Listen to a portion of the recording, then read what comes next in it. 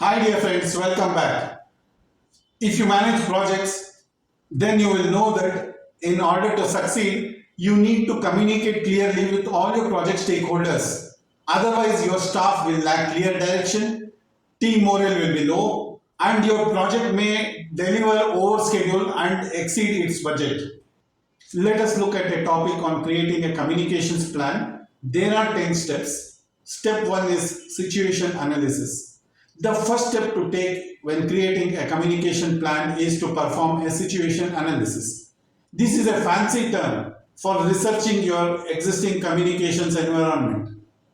Review the performance of all communications within your project and identify the strengths, weaknesses, opportunities, and threats. Then identify the lessons learned from past communication exercises so that the same mistakes made in the past are not repeated here. Step 2 is communications objective. Great. So you know what your communication strengths are and where you need to improve. You are now ready to set out your communications objectives. List the top 3 objectives that you want to achieve from your project communications. For instance, you might want to inform stakeholders of the project progress, boost management buy-in, or improve your team's productivity. Step 3 is communication guidelines. Then set out your communication guidelines for controlling communications within your project. For example, you may decide that all messages will be distributed through predefined channels. All critical communications will be pre-approved by the management. All communications will be tailored based on stakeholder needs, etc. Step 4 is the target audience. Now define exactly who is it that your team will formally communicate with. Remember, formal communications are a method for controlling the messages sent out by your team. They promote a single consistent view of your project to a specified audience so that everyone has the same version of the truth. Step 5 is the stakeholder needs. Each target audience group will have their own needs.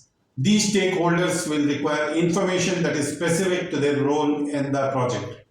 For instance, a project sponsor will need to be informed of high priority risks and threats and issues, whereas a quality reviewer might need to be notified of the current status and project deliverables. Step 6 is the key messages. Then list the key messages that need to be sent to each stakeholder.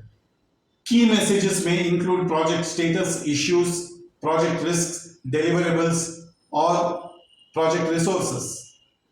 The next step is to define how you will deliver each message to them through a delivery channel. Step 7 is the delivery channels itself.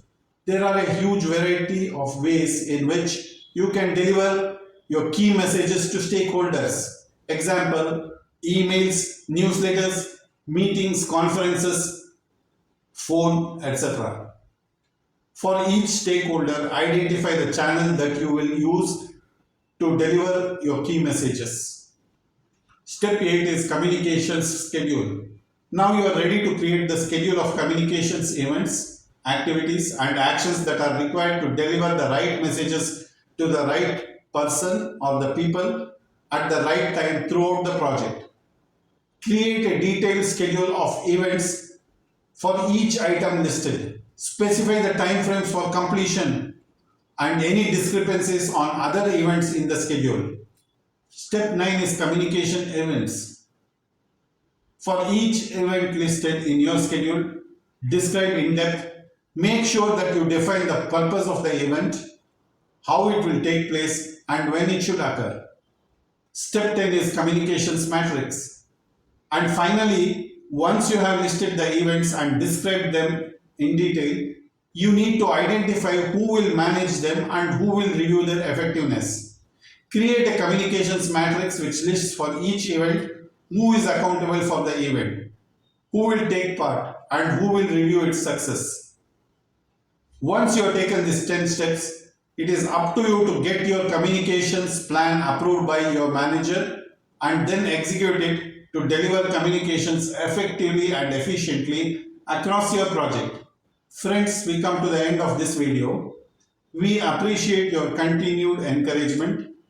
If you have liked this video, please press the like button and subscribe to our channel. Thank you.